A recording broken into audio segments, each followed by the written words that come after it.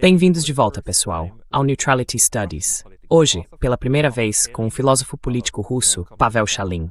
Pavel, bem-vindo ao canal. Um ótimo dia para você, Pascal. Pavel, você pode nos contar um pouco sobre você e de onde você vem? Você também se apresenta não só como filósofo político, mas como pensador teológico, um pensador ortodoxo. Pode nos dizer qual é a sua abordagem para tentar compreender os assuntos mundiais?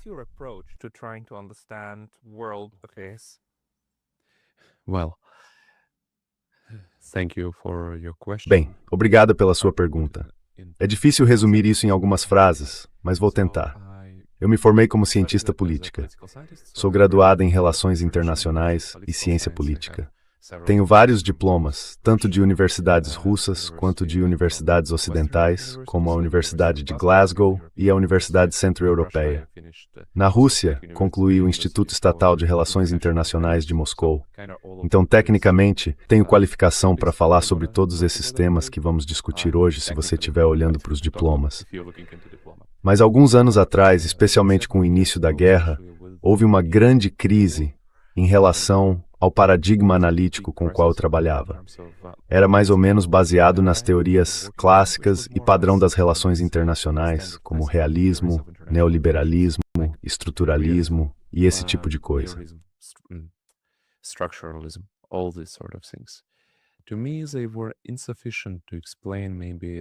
Para mim, elas eram insuficientes para explicar talvez o maior paradoxo do que se pode chamar de comportamento irracional.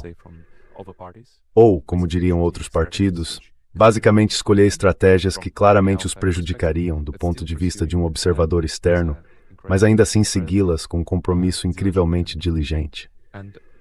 E por volta de 2022, comecei a explorar tradições menos populares do pensamento político e modelos de explicação para o comportamento individual e coletivo.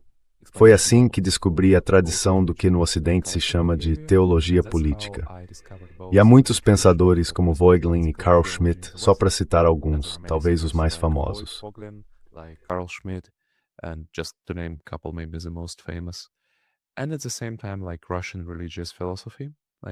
E ao mesmo tempo, a filosofia religiosa russa, que também é uma grande tradição, mas que de certa forma existia à margem. Além disso, a redescoberta das escrituras dos santos padres da fé ortodoxa. E tudo isso em conjunto resultou numa abordagem que vê os assuntos internacionais e políticos como questões centradas nos sujeitos. Pode-se chamar de abordagem, digamos assim. Então o que eu tento analisar é quais são os desejos, quem toma as decisões, como são os desejos dessas pessoas, em que mundos elas vivem, e como basicamente esses desejos são mutuamente excludentes ou potencialmente capazes de coexistir. E como resultado, essa mudança no meu paradigma acabou me levando basicamente a ser o que sou hoje.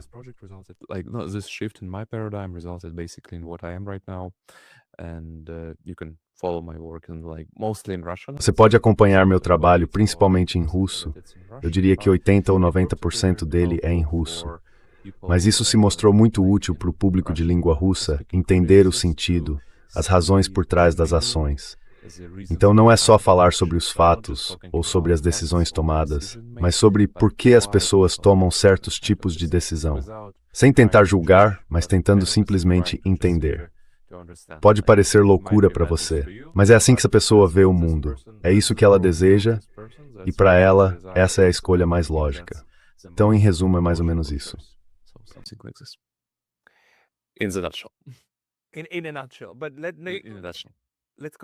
Em resumo, mas vamos um pouco além desse resumo. Dentro dessa estrutura, porque você parece distinguir entre visão de mundo e desejos, a visão de mundo afeta diretamente o desejo, ou são coisas diferentes? Com certeza.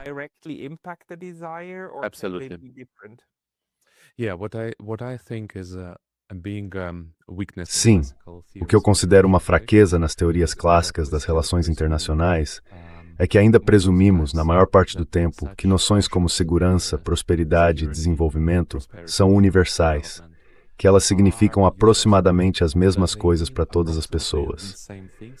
E eu acho que isso simplesmente não é verdade. Então, na minha opinião, não existe algo como uma racionalidade comum. Existem diferentes visões de mundo, e toda racionalidade, você pode chamá-la de logos, depende de uma determinada visão de mundo, de uma determinada visão ética, de uma determinada interpretação da história, de uma determinada interpretação do que simplesmente é a realidade. E o tempo todo, cada um de nós opera dentro dessa estrutura. Hoje em dia isso é complicado, porque intuitivamente todos nós tratamos a nossa visão de mundo como se ela fosse evidente por si mesma.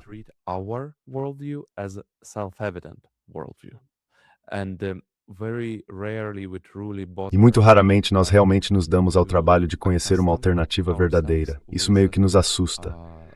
Você pode argumentar, não, mas falamos tanto sobre diversidade, vamos lá. Todos concordamos que somos diferentes. Não, não é bem assim. Quando as pessoas falam sobre diversidade, em geral dizem não, não, não. Nós acreditamos nas mesmas coisas, só que de maneiras diferentes. Ou então, todos podemos parecer diferentes, mas na verdade, acreditamos nas mesmas coisas. E é isso que eu não considero verdadeiro. Aliás, especialmente, e talvez isso surpreenda vocês, para os formuladores de políticas russos, e simplesmente para a cultura russa, é realmente difícil aceitar que, por exemplo, aquilo que consideramos evidente por si só, não é evidente por si só para outras pessoas. E isso cria enormes... Basicamente, pode-se dizer que o jogo da política internacional é um jogo de telefone sem fio.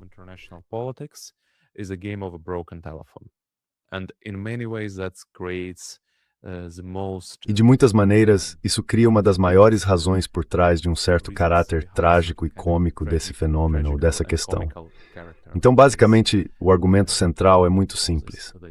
Não existe uma racionalidade comum. E não existe uma visão de mundo humana verdadeiramente universal. Não existe uma visão de mundo humano universal básica que sirva como ponto de partida. Existem diferentes visões de mundo, todas centradas em torno de um determinado sistema ético. E esse sistema, por sua vez, no fim das contas, no seu limite, terá alguma compreensão religiosa da realidade, algum fundamento teológico. E toda decisão que um sujeito toma acontece dentro dessa estrutura. E dentro dessa estrutura existem os seus desejos. Os desejos dele existem. Algo assim.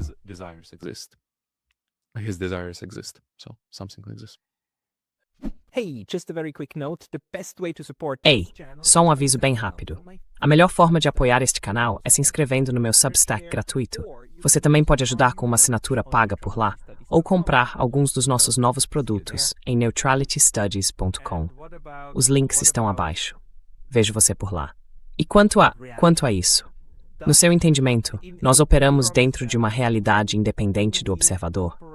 Ou toda e qualquer forma de realidade sempre depende que sobre ela? Okay, so I would say, theologically speaking, Bem, eu diria que, teologicamente falando, obviamente existe uma realidade objetiva. Mas é uma realidade objetiva que depende de Deus. Ela é objetiva porque temos Deus, e pela perspectiva dele, essa realidade objetiva universal de fato existe. No entanto, e essa é meio que a minha linha complicada, por um lado a realidade objetiva existe. O mundo existe. Por exemplo, se eu pular de um prédio de 10 andares, vou me machucar gravemente e muito provavelmente morrer. Porém, se, dentro da minha visão de mundo, e essa é a parte complicada, eu realmente acreditar que posso voar, talvez eu seja louco, digamos, ou talvez eu simplesmente acredite de verdade que posso voar. Então, para mim, esse fato não existe até o momento em que eu tomo a decisão.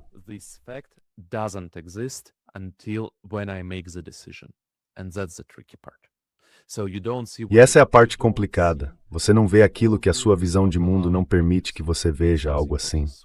Algumas pessoas conseguem se treinar. É preciso um esforço enorme para realmente desenvolver, digamos, a capacidade de enxergar pelo menos a base de diferentes visões de mundo. Mas é daí que surge, eu acho, esse paradoxo. Então, a realidade objetiva existe e podemos nos esforçar para entendê-la melhor. Mas, ao mesmo tempo, quando falamos de decisões tomadas, no matter what you gives it the perspective like.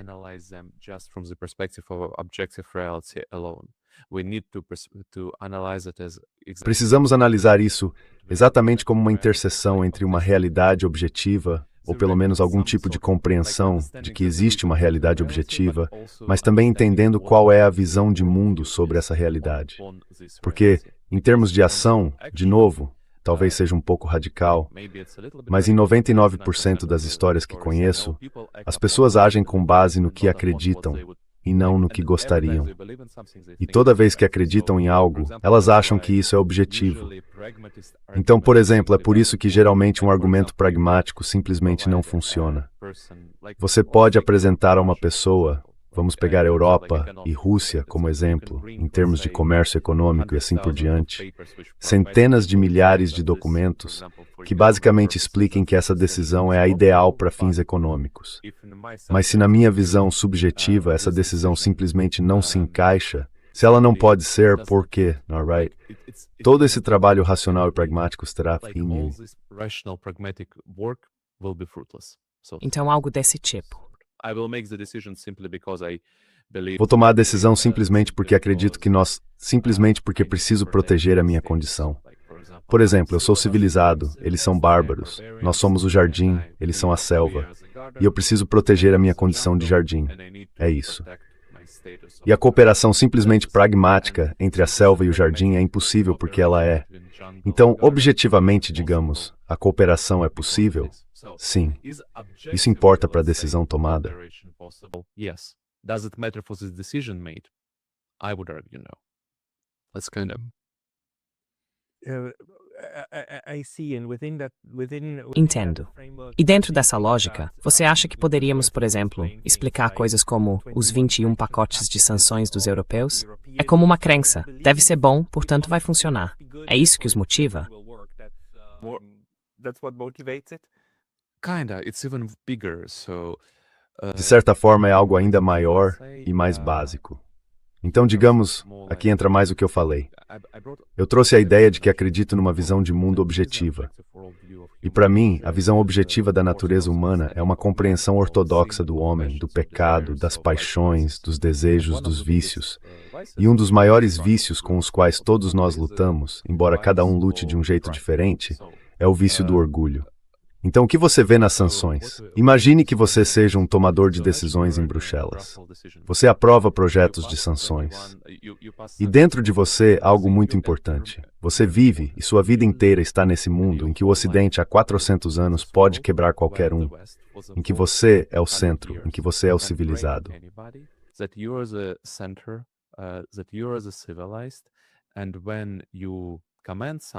E quando você ordena alguma coisa, ninguém questiona a sua ordem. Esse é meio que o mundo dos comissários de Bruxelas. E isso é bom porque, no fim das contas, você está levando todo mundo a esse padrão, digamos, de ordem liberal baseada em regras, de um jeito ou de outro. Ou seja, é uma combinação de valores liberais e da combinação do... Basicamente, você é um mestre benevolente. Então essa é a sua visão de mundo.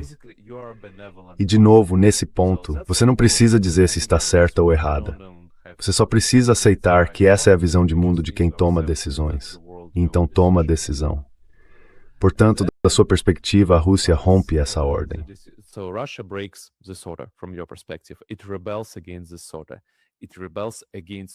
Isso se rebela contra essa ordem. Isso se rebela contra o seu direito de ser quem você é. Isso é muito importante. Não se trata apenas de pragmatismo. E esse ato de desafio, na sua perspectiva, faz com que toda a sua visão simbólica da realidade fique ameaçada. Então você tenta usar seus esforços, a força que tem à sua disposição, para acabar com essa rebelião. Não funciona. Bem, a primeira tentativa não funciona. E aí você tem 3 opções. Opção 1. Examinar de fato o contexto. Por que a decisão não funcionou? Talvez, só talvez, a sua visão de mundo não estivesse completa. A sua visão de mundo não estivesse correta.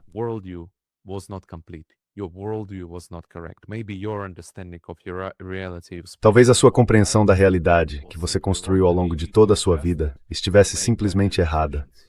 E você precisa ajustá-la para tomar decisões melhores. Bem, isso é incrivelmente difícil. Uma minoria absoluta de pessoas é capaz de dar esse passo. Então vamos para a opção 2, que é insistir ainda mais. Tipo, se não funciona, minha visão de mundo não pode estar errada. Não é possível, porque não é possível. Então, acho que eu só não fiz direito o suficiente. Então vamos tentar com mais força. Basicamente, estou protegendo meu núcleo simbólico. Estou protegendo o núcleo da minha visão de mundo. E basicamente, se o efeito não se encaixa na minha visão de mundo, bem pior para o efeito. Meio que funciona assim. Well, it's worse for the fact. Kinda works like this. And the problem of option number 3, like that's the E o problema da opção número 3, quer dizer, essa é a terceira opção. E é a mais difícil. E isso meio que explica por que estamos nessa espiral de tomada de decisões negativas. Quanto mais erros eu deixo passar ao longo do caminho, maior fica a escolha final. Então minha escolha final é dizer que as decisões tomadas estavam erradas, que minha visão de mundo estava errada e que eu sou responsável por elas. É assumir a responsabilidade e, na prática, vivenciar uma morte simbólica ou uma morte política. Ou digamos, e com isso eu quero dizer literalmente, morte simbólica é quando a minha visão de mundo morre. Se eu estou mudando de uma visão de mundo, de uma imagem simbólica da realidade para outra imagem simbólica da realidade, pode-se dizer que uma imagem morre e uma nova surge. Mas ainda assim, é uma experiência de morte.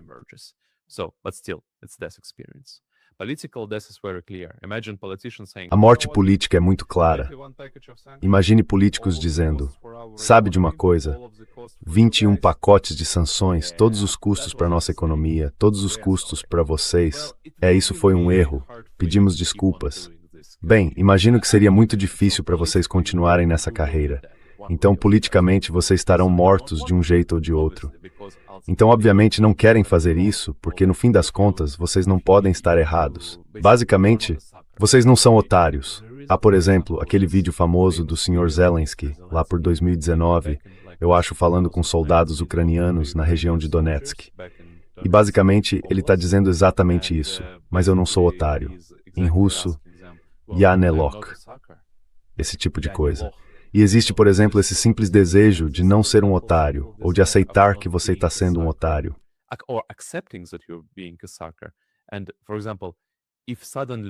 E, por exemplo, se de repente você vive num mundo em que a Rússia realmente não é só um posto de gasolina, em que a economia dela não está em frangalhos, em que suas forças armadas não são de segunda categoria, ou em que simplesmente as preocupações dela, ou simplesmente ela pode limitar os seus desejos.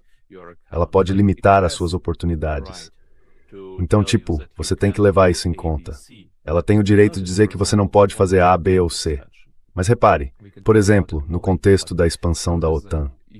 Podemos falar mais sobre isso depois, mas repare que a posição europeia e ocidental era muito específica.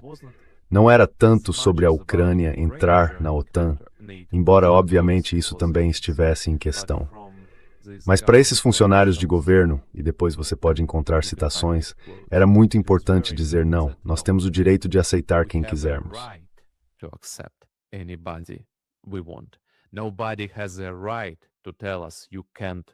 Ninguém tem o direito de nos dizer que não podemos aceitar alguém na OTAN, entende? Então é uma questão de status, é uma questão de direitos, é uma questão da sua compreensão da realidade. E para muitos políticos europeus é melhor sofrer as consequências de, não sei, especialmente porque na verdade não são eles que sofrem. Desculpa, meu computador. Você precisa editar. Ok. Então para eles é melhor, basicamente, deixar a situação piorar do que desafiar esse núcleo simbólico do mundo deles, entende? Basicamente, é como se eles vivessem no mundo de 1991 e prefeririam morrer simbolicamente, ou no caso da Ucrânia, por exemplo, literalmente, e quem sabe o que virá no futuro, a aceitar que essa visão de mundo não é coerente, por exemplo.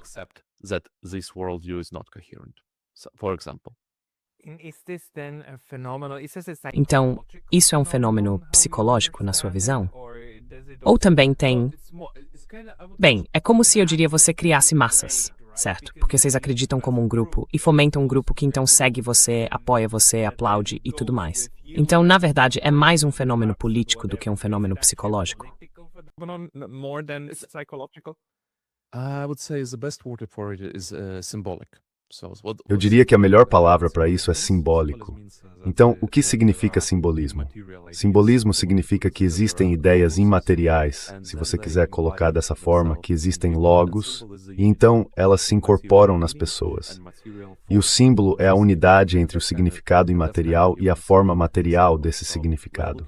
E é mais ou menos assim que você pode ver essa abordagem.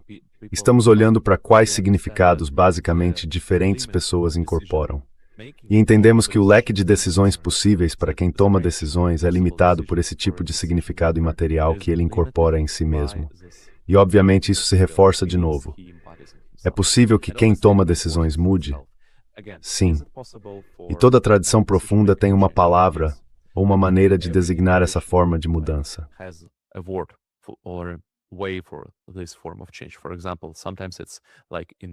Por exemplo, às vezes é como uma iniciação, ou algumas pessoas passam por isso. Você pode se aprofundar do ponto de vista antropológico e etnográfico no que implica uma mudança de visão de mundo. Mas todos esses casos são bastante consistentes. É uma experiência que não é morte, mas se parece com a morte. Então, em termos do que uma pessoa vivencia, é muita coisa. E nós simplesmente não, as pessoas não querem fazer isso, especialmente dentro do paradigma liberal. Então elas preferem deixar a situação seguir para o que se diria ser pior, algo que você pode chamar de impulso em direção à mortalidade, ou a lógica por trás do comportamento suicida, algo assim. E é isso que podemos ver. É isso que está acontecendo. E eu argumentaria que o problema da teoria das relações internacionais, por exemplo, é que ela realmente subestima esses fenômenos. Ela simplesmente, por exemplo, toma segurança ao objetivo neutro e presume discordar sobre o significado de segundos. E simplesmente não os tem.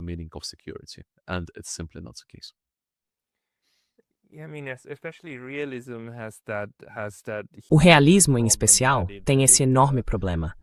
Ele basicamente retrata certos conceitos como absolutos, como se todos compartilhassem deles.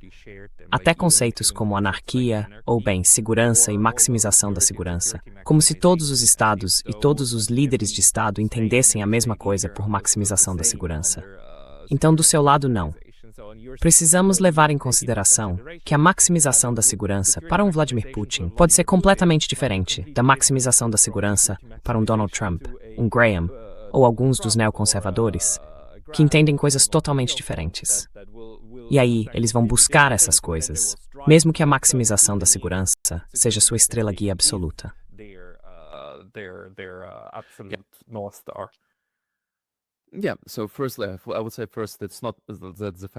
Sim. Então, em primeiro lugar, eu diria o seguinte. Não é verdade que maximizar a segurança seja, por si só, o valor supremo mais evidente. Isso não é necessariamente óbvio, mas o problema é ainda maior. Mesmo que concordemos, todos nós, que para um estadista a segurança é bastante importante, o significado dessa segurança não é o mesmo para todos. Ele está inserido na ordem simbólica em que cada um vive. É esse, de certa forma, o sentido de segurança.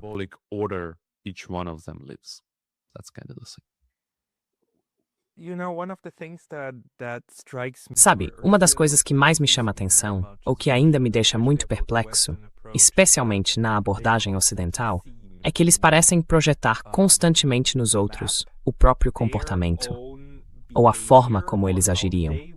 Então, por exemplo, interpretam a Rússia, Vladimir Putin, como ele quer conquistar a Europa e quer controlar todos nós. Quando, na verdade, sim, eu acho que é isso que vocês gostariam de fazer. Vocês adorariam dividir a Rússia e controlar os russos. Então vocês meio que projetam os seus desejos no outro e depois presumem que ele deve agir movido por esses desejos. Isso também é algo que você acha que é inerente à forma como as pessoas agem?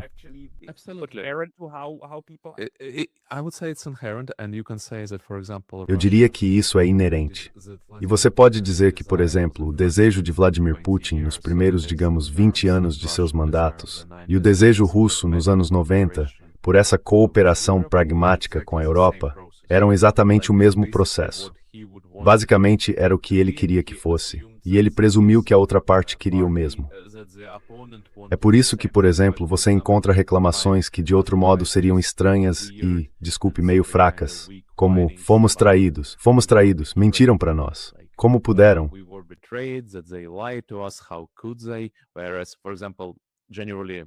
Enquanto, por exemplo, de modo geral, historicamente falando, sim, políticos mentem. E sim, eles perseguem objetivos diferentes. Então por que isso te machuca tanto?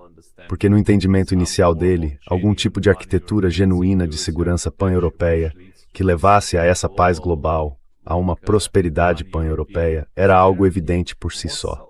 Aqui basta lembrar que ele vem da formação da KGB do início dos anos 80.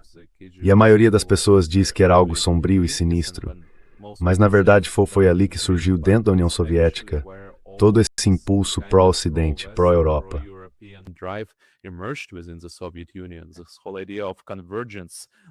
Toda essa ideia de convergência não veio apenas de dissidentes liberais. Ela meio que surgiu dentro do, digamos, corpo do aparato estatal soviético. E o sonho dele de convergência, de uma parceria respeitosa, essa é a expressão que ele usa, por exemplo, parecia algo meio evidente para ele. Ele diz: estou pronto para tratar vocês como parceiros respeitosos e presumo que vocês me tratem da mesma forma. Ao passo que, por exemplo, na abordagem ocidental da realidade, simplesmente não existe essa coisa de parceria respeitosa. Ela se baseia na dialética entre escravo e senhor. Tipo, desculpe, se você perdeu, perdeu. E você perdeu em 1991. Aqui estão os termos da sua rendição. Por que a sua opinião deveria importar? E para ele era, não, nós não perdemos em 1991. Nós meio que concordamos voluntariamente em enterrar os atos de guerra para trazer a convergência e prosperidade para todo o continente.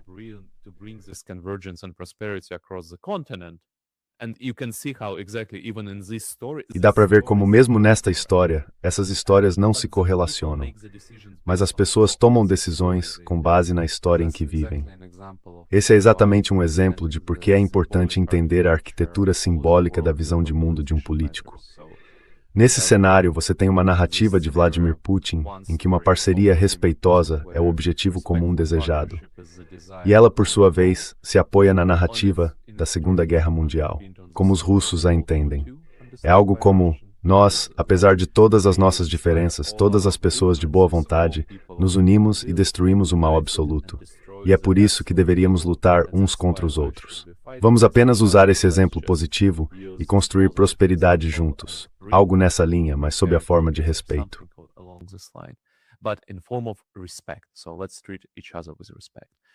Então vamos tratar uns aos outros com respeito. E a narrativa ocidental de senhor e escravo, de vencedor e perdedor, de rendição em 1991, é uma história completamente diferente, que simplesmente não tem uma palavra para uma parceria respeitosa.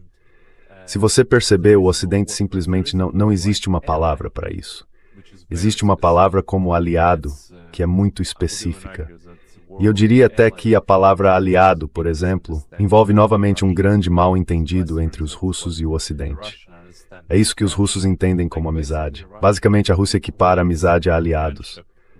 Mas simplesmente não é o caso, porque a amizade é algo ético e metafísico, enquanto aliados são circunstanciais, baseados em certos interesses.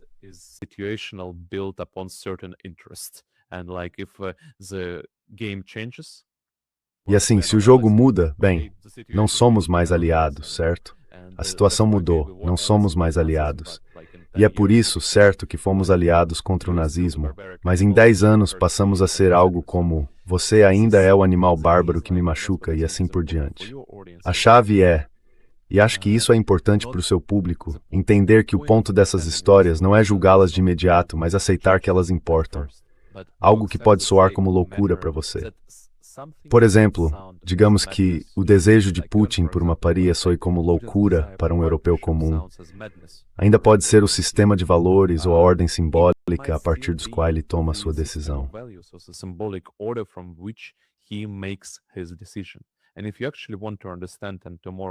E se você realmente quer entender amanhã o que ele pode fazer no futuro, precisa entender o leque de possibilidades dele. Isso é igualmente importante para os russos. Mesmo que você queira uma parceria, precisa entender que o Ocidente não quer uma parceria. Simplesmente não está no cardápio aquilo que você quer do Ocidente. Então, é preciso entender que, de novo, mesmo que você considere uma loucura essa parceria não estar no cardápio, se sobre a entender a realidade internacional. Prestar claro exatamente como é gosto e no que mais gostado que ela fosse.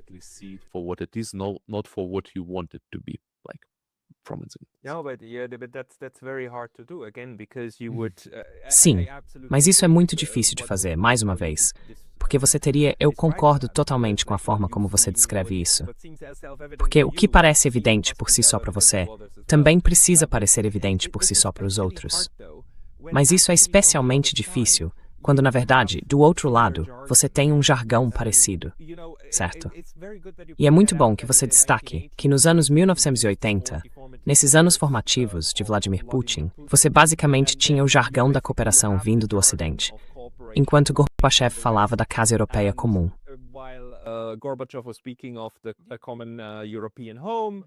George Bush Sr. was speaking of George Bush, pai, falava disso, sabe, a partir de Portugal. Eles também tinham uma concepção, e havia pessoas como Jack Matlock e outros, sabe, diplomatas norte-americanos brilhantes, que de fato falavam nesses termos e que talvez tivessem o mesmo entendimento.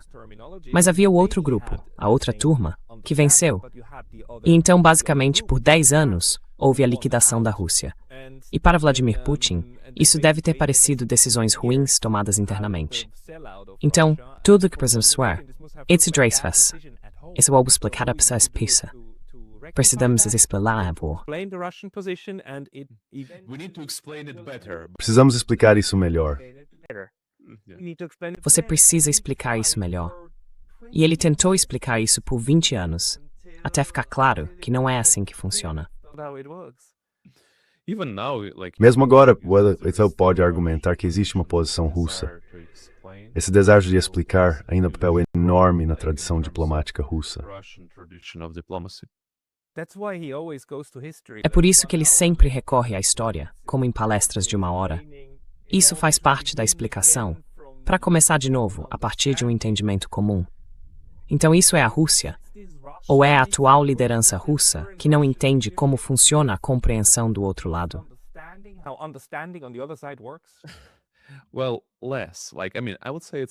Bem menos. Quer dizer, eu diria que é um conflito muito interno dentro da elite russa. E quando falo em conflito, não me refiro a uma disputa política, mas mais precisamente a uma transformação simbólica. A geração mais jovem da elite russa, aqueles que hoje têm, digamos, entre 40 e 50 anos, é muito mais radical. Eles não têm nenhum encantamento com o Ocidente, como tinham, por exemplo, as pessoas cujos anos de formação foram nas décadas de 80 e 90. E eles não têm nenhum sentimento sentimental em relação à Europa, por exemplo, a ideia de uma casa europeia comum. Não exatamente. Deixe-me colocar desta forma. Eles são muito mais receptivos a boa parte da retórica de Karaganov, a esse tipo de retórica. Mas eu só quero destacar um tema importante.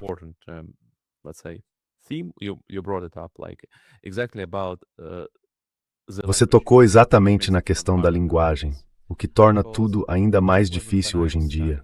Porque, por exemplo, mesmo quando eu estudava, todos nós, de certa forma, adotávamos esse tipo de linguagem liberal, universalista, globalista. E mesmo que a gente pense que não é assim, por exemplo, a linguagem das Nações Unidas ainda é liberal e globalista no seu sentido mais básico, de dicionário. Se você rastrear a origem filosófica dela, ela ainda vem, de certa forma, daí.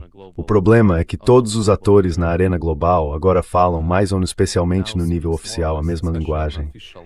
Mas o significado por trás de cada palavra ainda depende da ordem simbólica interna.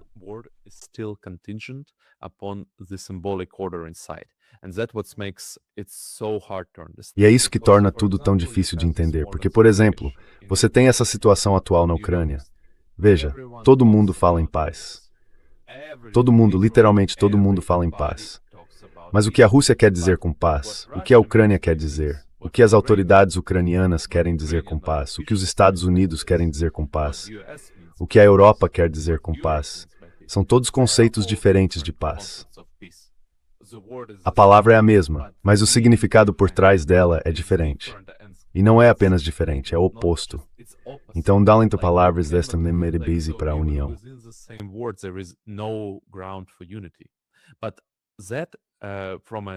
Mas isso do ponto de vista da mídia e da propaganda, porque sejamos claros, a qualidade da compreensão da mídia caiu significativamente. Vivemos numa era da mídia em que, digamos assim, a reputação tem muito pouco valor e existe esse desejo de criar alarde.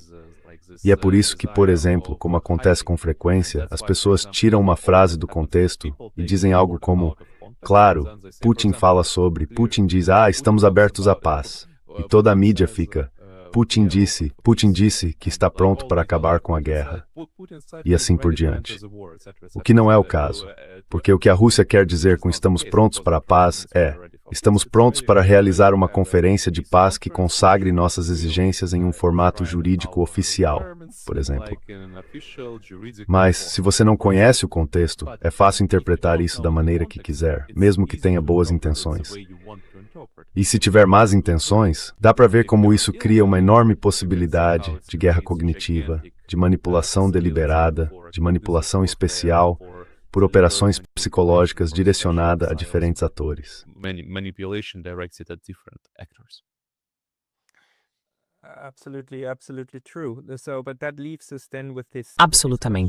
Absolutamente verdade. Mas isso nos deixa com a seguinte pergunta: o mal-entendido, a falta de entendimento ou a recusa em entender fazem parte do jogo de quem joga esse jogo? Eles, de fato? E é difícil para mim acreditar que você e eu, como observadores dessa tragédia, possamos ter essa conversa e tentar entender quais são os fatores que motivam esses atores, mas que os próprios atores não façam isso entre si. Então, sabe, é por isso que eu costumo dizer que os europeus são extremamente hipócritas. Eles devem entender que depois de 21 pacotes de sanções, não há chance de que a próxima rodada vá quebrar o pescoço da fera, certo? De novo, como você disse, você não pode simplesmente aceitar de repente a morte política e dizer que estava errado. Mas a retórica que eles lançam não é o sistema de crenças por trás da decisão.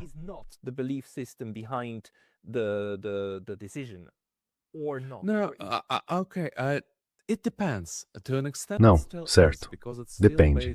Em certa medida ainda é assim, porque ainda se baseia mesmo nas, digamos, propostas de paz deles, nesse sistema de valores de que nós determinamos as regras. Basicamente, é assim que os europeus interpretariam a atual proposta de paz. Entre aspas. Certo, tudo bem. Graciosamente, benevolentemente, concordamos em congelar o conflito e vamos integrar o que sobrar da Ucrânia às nossas estruturas militares. Mas dizemos aos russos, tudo bem, vocês ficam com o que ficarem, mas nunca vamos aceitar isso. Então será uma zona cinzenta e vocês ainda vão devolver isso de um jeito ou de outro. E no fim das contas, vocês não terão conseguido nada. E no fim das contas, nós vencemos. É mais ou menos isso.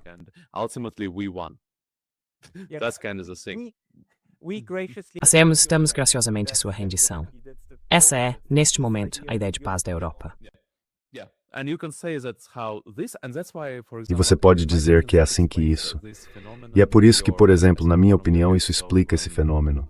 Acho que um dos seus convidados, Alexander Mercoris, percebeu isso muitas e muitas vezes. A Europa negocia consigo mesma. Mas isso também é muito importante, porque a sua proposta de paz, entre aspas ou não, precisa se encaixar exatamente na sua visão simbólica.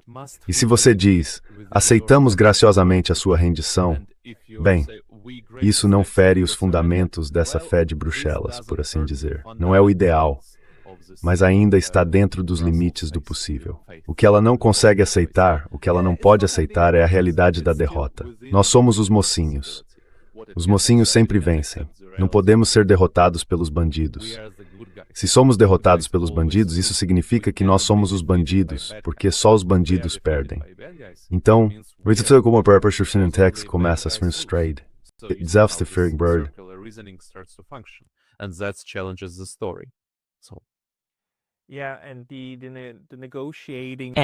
E as negociações entre os próprios europeus são meio que uma tentativa coletiva de entender até onde vai a nossa aceitação, até onde vai a nossa margem do possível. E então, esse é o resultado. Ignorando simplesmente que essa margem ainda está muito distante de qualquer coisa que seja de algum modo aceitável para os russos. É.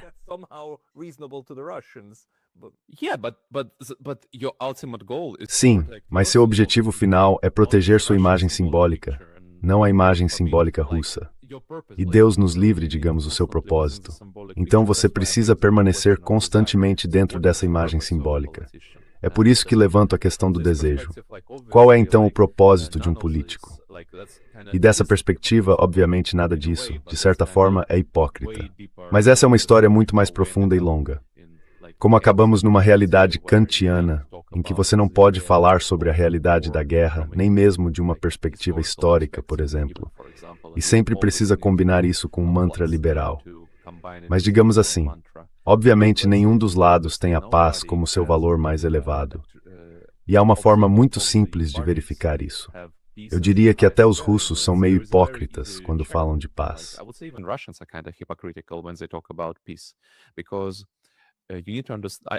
Porque acho que você vai concordar que, nas relações internacionais, a paz não pode ser o valor mais alto. Porque qual é o caminho mais rápido para a paz? Vamos imaginar uma imagem simbólica em que a paz, entendida como ausência de conflito, seja de fato o valor mais alto. O valor mais alto mesmo. Então, todo o resto se torna subordinado a esse valor, porque essa é a natureza de uma hierarquia de significado. Se algo está no topo da hierarquia de significado, todo o resto se torna subordinado. Bem, se no ponto mais alto da sua hierarquia de significado está realmente a paz, então o caminho mais rápido para a paz é a capitulação. Portanto, se essa ausência de conflito for realmente o valor mais alto, basta se render. Mas ninguém quer fazer isso, obviamente. Então, queremos paz nos nossos termos. E isso significa basicamente que há valores mais altos que a paz, e são eles que determinam nossas ações. Então, esse é apenas um exemplo de análise que eu tento fazer, explicar as decisões que tomamos.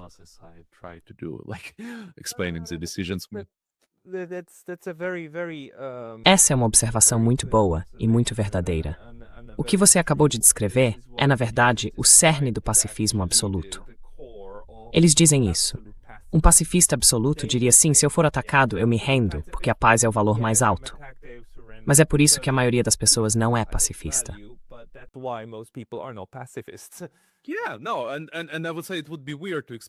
Não. E eu diria que seria estranho explicar, mas aqui entra o problema da hipocrisia. Vivemos num clima ético-midiático em que você precisa falar de paz como se acreditasse que ela é o valor mais elevado. Mas, obviamente, ninguém acredita que ela seja o valor mais elevado. A Europa acredita que a paz é, digamos, a paz liberal. Digamos, a paz pan-europeia da União Europeia. Ou, como alguns chamariam, o projeto do Império Europeu, e assim por diante. Um valor universalista liberal, uma ordem baseada em regras. Este é o valor mais elevado, a paz dentro da ordem baseada em regras. Já a compreensão russa de paz é a paz dentro da, digamos, perspectiva histórica. Ela ainda tem muitas contradições, mas mais ou menos agora seria alguma combinação entre a abordagem histórica e a abordagem soberana.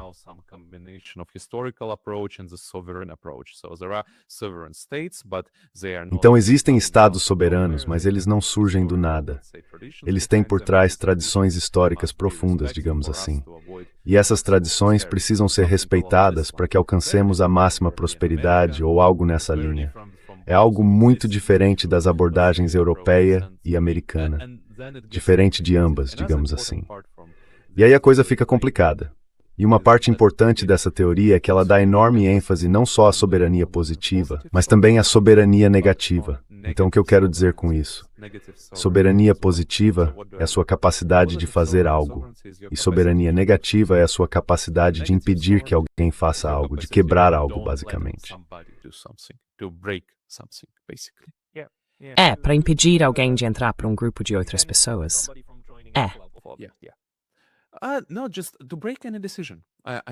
Não, só para impedir qualquer decisão. Quer dizer, é muito simples. Então vamos pegar essa história de Anchorage.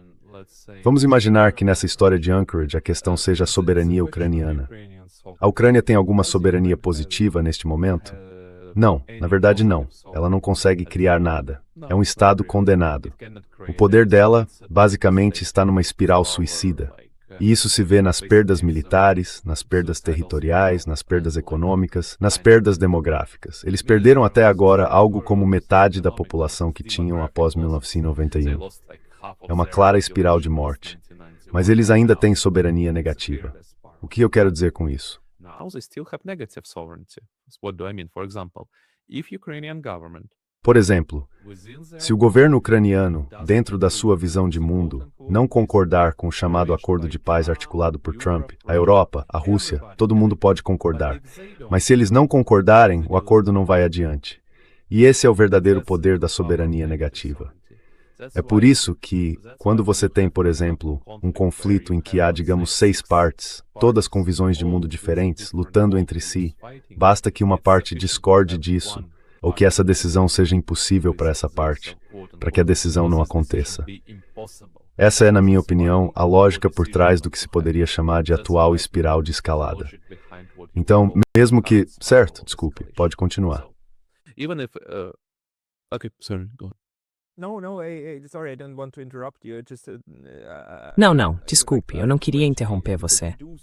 Eu gostaria de fazer essa pergunta porque, às vezes, vemos nas relações internacionais momentos em que negociações genuínas entre partes em guerra de fato acontecem, e em que um compromisso negociado realmente se torna o fim de uma guerra.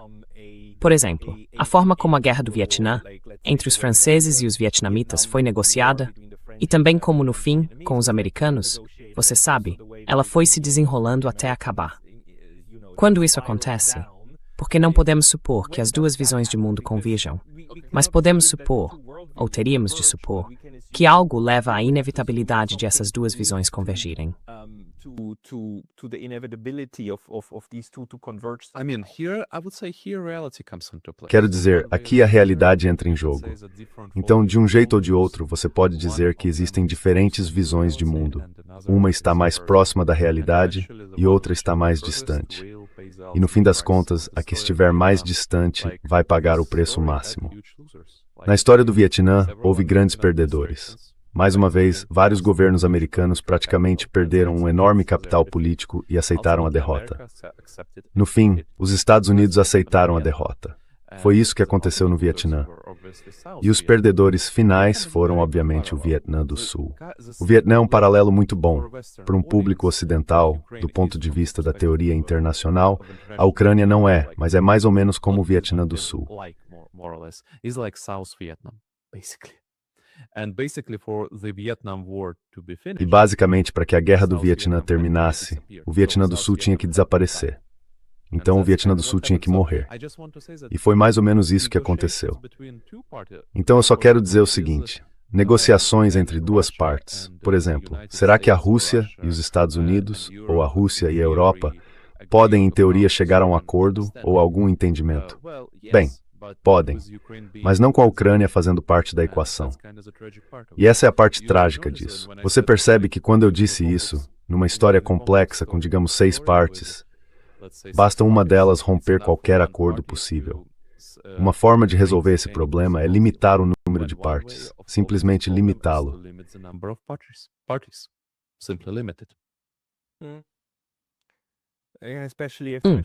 Especialmente se um deles for um representante completamente dependente, entendo.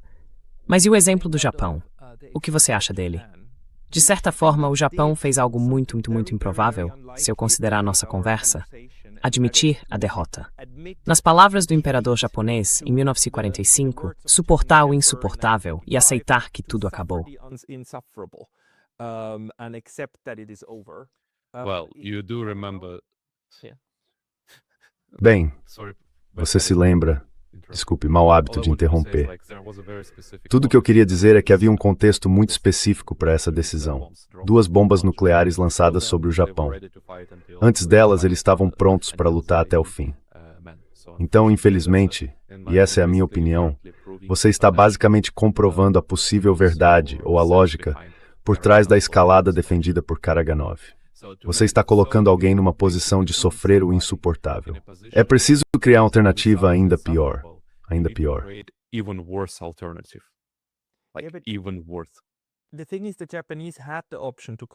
O ponto é que os japoneses tinham a opção de continuar, e havia 2 facções. A facção da guerra dizia: Não, 100 milhões de mártires. Queremos sacrificar todo mundo. Preferimos isso a nos render. Eram eles, os ideólogos, que eu acho que mais se aproximavam do que você descreveu logo no começo. Já o outro grupo dizia, não, se queremos preservar a nação, então temos de nos render agora para salvar o máximo que pudermos. No fim, eles prevaleceram. Mas esse é um processo político difícil.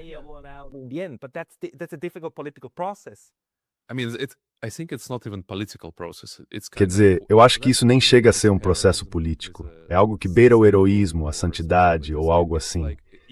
É como se essa escolha racional não pudesse ser feita com base na razão.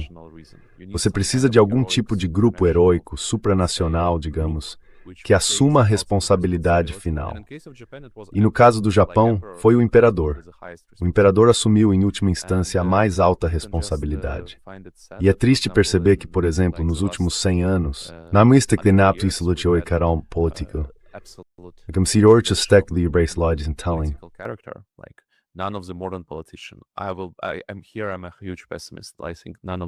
Aqui eu sou um grande pessimista. Acho que nenhum político moderno estaria disposto a aceitar uma responsabilidade dessas. E eles prefeririam ver a própria casa da família pegando fogo a assumir essa forma extrema de missão suicida política. Então acho que isso é um pouco... Então, mais uma vez, é teoricamente possível? Sim. Deveria ser teoricamente possível? Sim. O que isso exige? Exige verdadeiro heroísmo e verdadeiro sacrifício. Um sacrifício absoluto, realmente simbólico.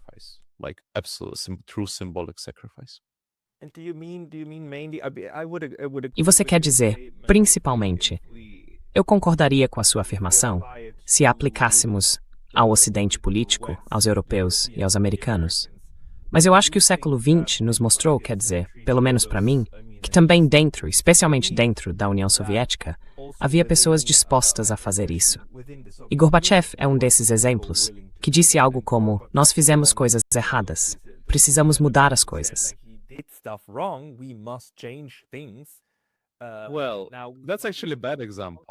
Bem, na verdade, esse é um mau exemplo, se você quiser considerá-lo. Basicamente, o exemplo de Gorbachev é que tentamos mudar alguma coisa, mas como resultado só sofremos uma guerra. Quer dizer, basicamente as consequências dessas ações foram exatamente o que Vladimir Putin disse. Sofremos a maior tragédia geopolítica. Os russos se tornaram o povo mais dividido. E você pode dizer que a guerra que está acontecendo atualmente é consequência direta da decisão do Sr. Gorbachev.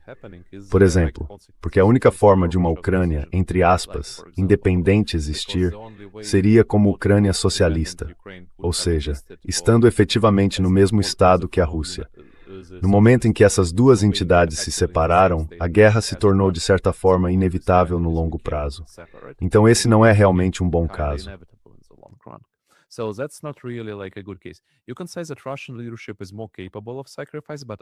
Pode-se dizer que a liderança russa é mais capaz de se sacrificar, mas de novo só quando acredita que isso é certo. E isso foi, eu acho, o que o Ocidente realmente não entende. Tipo, o maior ativo que eles perderam na mentalidade do governo russo foi exatamente esse tipo de força ética, de soberania ética.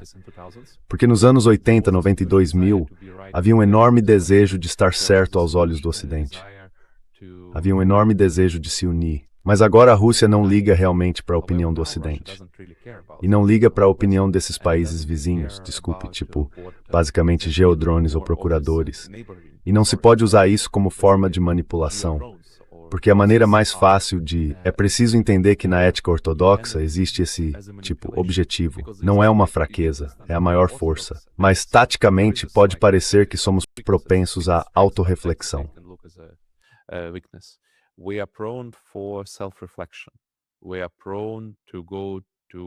Temos a tendência de confessar nossos pecados.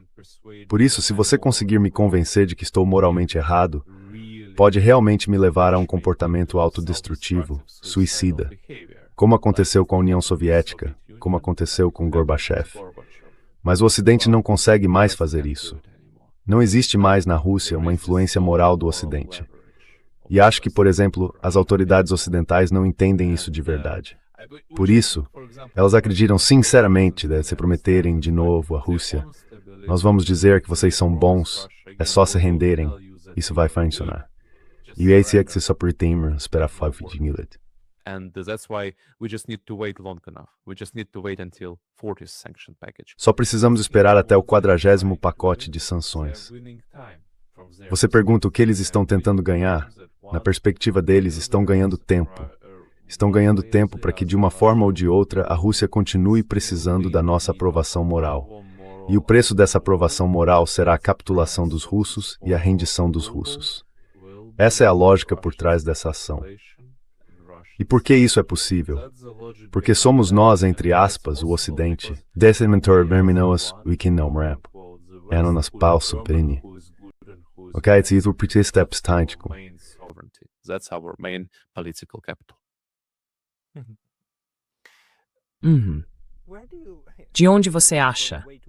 E eu sei que estou indo longe demais com isso. De onde você acha que isso vem? Porque eu concordo com você. Eu só fico me perguntando como chegamos a esse complexo de superioridade. Enlightenment, that's clearly Iluminismo. Iluminismo. É claramente o iluminismo europeu. É uma combinação do rápido desenvolvimento tecnológico do século XVI até, digamos, os séculos XVIII e XIX, quando objetivamente a Europa era mais poderosa. Esse, tipo de continente minúsculo, que era meio atrasado e não era realmente o mais importante durante a maior parte da história global. Porque, historicamente falando, por milênios, a civilização era mais como um continente mediterrâneo. Era no que hoje você chamaria de Grécia e no que hoje chamaria de Síria, Palestina, Egito, que também eram assim não árabes. Esse é o centro desse mundo helenístico. Mas não é onde fica o Ocidente. Você precisa entender que o Ocidente é uma área muito pequena.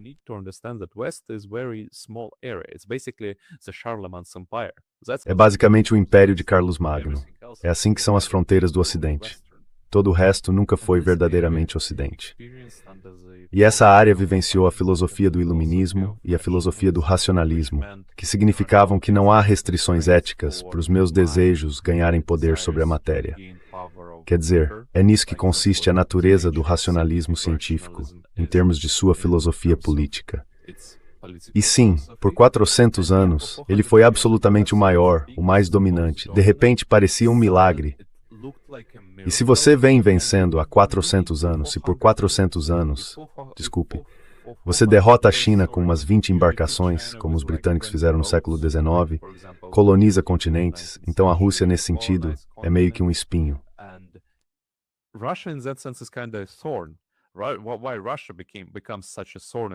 Por que a Rússia se tornou um espinho tão grande nessa história?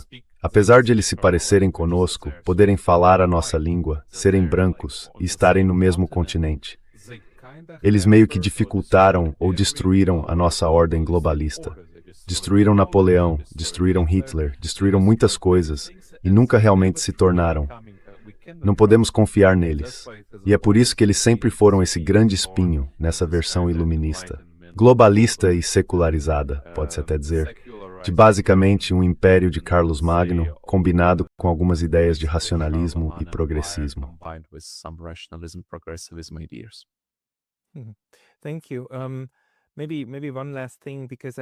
Obrigado.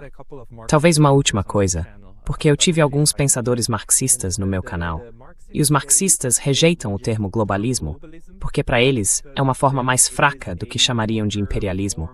Eles atribuem isso não ao desejo de criar um império, mas à lógica capitalista, a forma como a economia é estruturada, a busca por renda e assim por diante, que necessariamente precisa se expandir.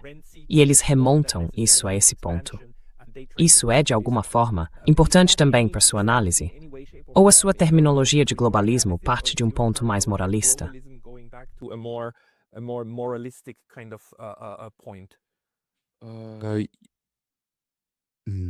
Sim, boa pergunta. E, só para deixar claro, eu definitivamente não uso essas palavras na conotação marxista. Quando falo em globalistas, estou me referindo mais a um grupo de poder muito específico. Na minha visão de mundo, você pode considerá-los como os construtores de uma torre de Babel, de uma forma ou de outra. E o fundamento pode ser diferente. Pode ser o progresso, pode ser a liberdade, entre aspas, podem ser os direitos. Mas a ideia é meio agnóstica. Então, Eu preferiria usar a palavra agnóstica. Você tem então esse entendimento agnóstico de que podemos transformar este mundo num paraíso na Terra por meio de um conhecimento especial, e nós somos aqueles que guardam esse conhecimento.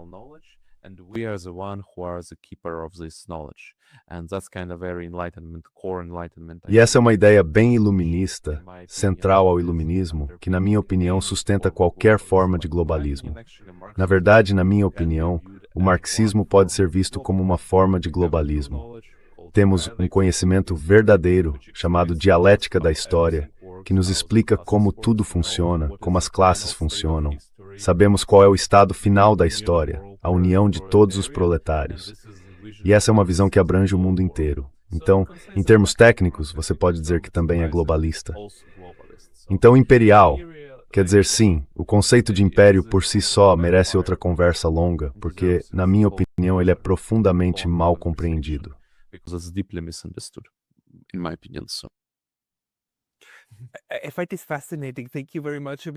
É fascinante.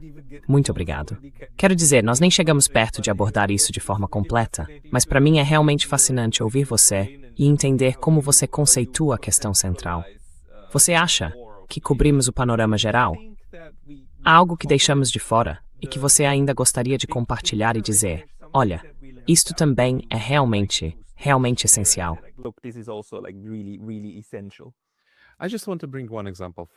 Só quero dar um exemplo para o seu público, porque você costuma fazer essa pergunta aos seus convidados. Como isso vai terminar? Como isso vai se desenrolar? O que está acontecendo?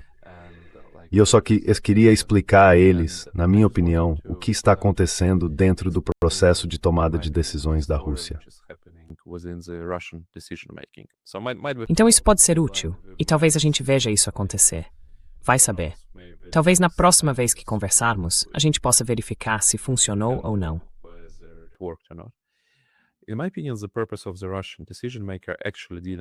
Na minha opinião, o objetivo dos tomadores de decisão russos, na verdade, não mudou desde o início de 2022.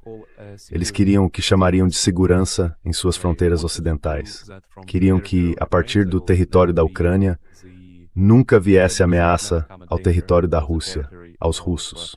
E eles ainda querem isso. O que está mudando é que, se em 2022 eles ingenuamente achavam que isso seria possível por meio de um acordo com a Ucrânia ou com o Ocidente, agora um número cada vez maior deles aceita a contragosto e talvez com certo ressentimento que a única maneira de alcançar esse objetivo inicial é resolver o problema ucraniano.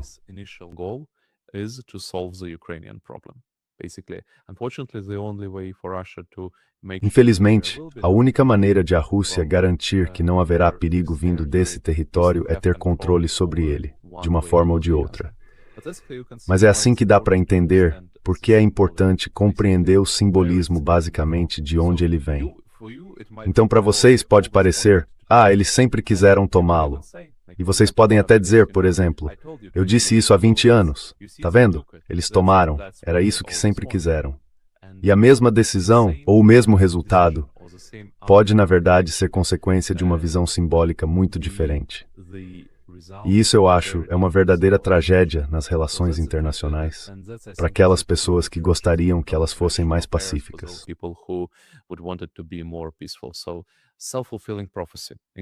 Então, uma profecia autorrealizável. É exatamente isso que está acontecendo. É a história de uma profecia autorrealizável. E para entender por que esse cenário ainda é o mais provável, basta olhar hoje mesmo para a lista de supostas alternativas a Zelensky que são populares na Ucrânia. Nomes como Fedorov, Budanov, Drapati, Syrskyi, Zaluzhny. E nenhum deles está pronto. Quer dizer, mesmo nesse cenário imaginário, para nenhum deles existe uma Ucrânia que não represente uma ameaça à Rússia. Não. Para nenhum deles isso simplesmente existe. E é por isso que eles jamais concordarão com isso. E se eles jamais concordarem, então, para alcançar esse objetivo inicial, que ao mesmo tempo pode ser muito limitado, mas também potencialmente enorme, de estabelecer a sua própria segurança da forma como, digamos, você a entende, você vai avançar cada vez mais, até chegar a um certo limite. E é isso que eu acho que está acontecendo. É por isso que acho que todas as tentativas, entre aspas, de congelar o conflito ou de alcançar a paz vão fracassar, porque simplesmente não abordam a preocupação central da Rússia.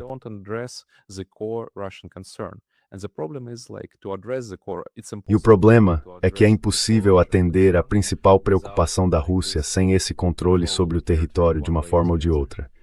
E se você olhar o que a Europa diz, o que a Ucrânia diz, verá isso muito claramente. É muito claro. E é impossível satisfazer esse desejo inicial da Federação Russa. É só isso. Para mim, é relativamente simples.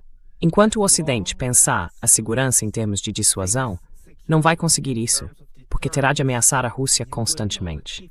E a única coisa que a Rússia não quer é ser ameaçada.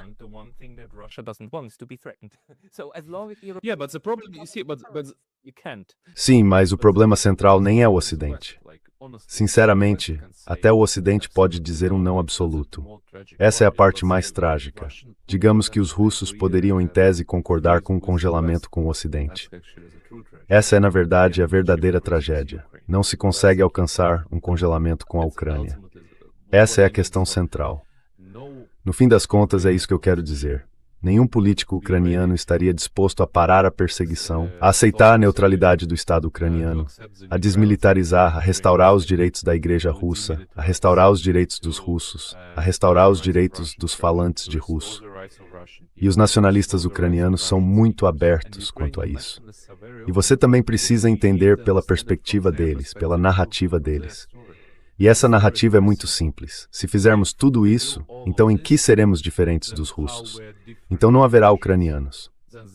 Se a Ucrânia não for hostil à Rússia, ela se tornará na prática parte da Rússia.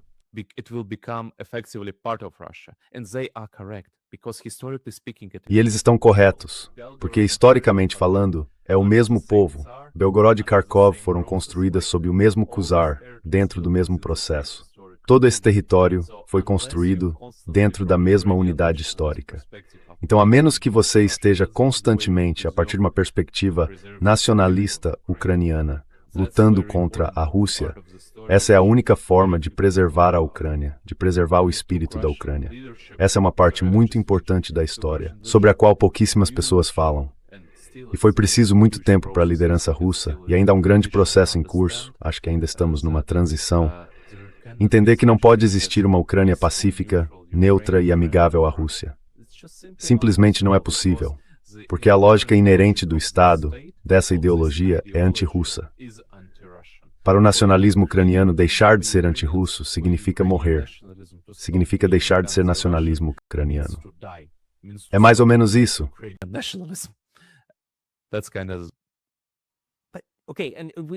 Certo. E precisamos encerrar, porque chegamos a uma hora. Mas temos que falar disso de novo, porque há esses exemplos. A Geórgia, por exemplo.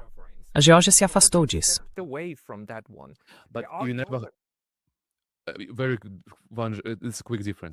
Muito bem. É uma diferença grande. A Geórgia tem sua própria igreja, e isso é muito claro. Você não tem dificuldade para distinguir o georgiano do russo. Com os ucranianos, a única coisa que os diferencia é a ideologia. Quer dizer, não há, é a mesma língua. Desculpe, historicamente falando, é o mesmo destino histórico para a maior parte do território. De novo, todo o sul e o leste da Ucrânia, até o século XVIII, até que os russos, podemos dizer, o colonizaram, ninguém vivia lá. Era um campo selvagem, com estepes e tártaros, e não existia algo como um Estado ucraniano. Não existia algo como uma identidade ucraniana. E você pode mergulhar na história para ver que isso é um problema. Essa é a diferença em relação aos georgianos. Eles têm sua própria essência, se você quiser colocar dessa forma, a qual podem recorrer. E para eles, sim, é uma escolha ser hostis ou não ser hostis.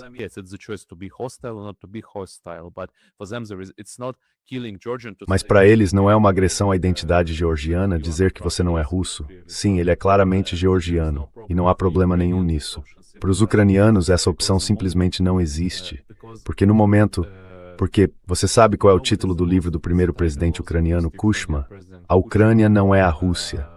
O problema é a identidade dela. Exatamente. Ela não é a Rússia. Não há nada de positivo nessa identidade. Mas essa é, de certa forma, a ideia russa. E a exigência russa à Ucrânia é, na prática, que vocês deixem de ser na Rússia. E isso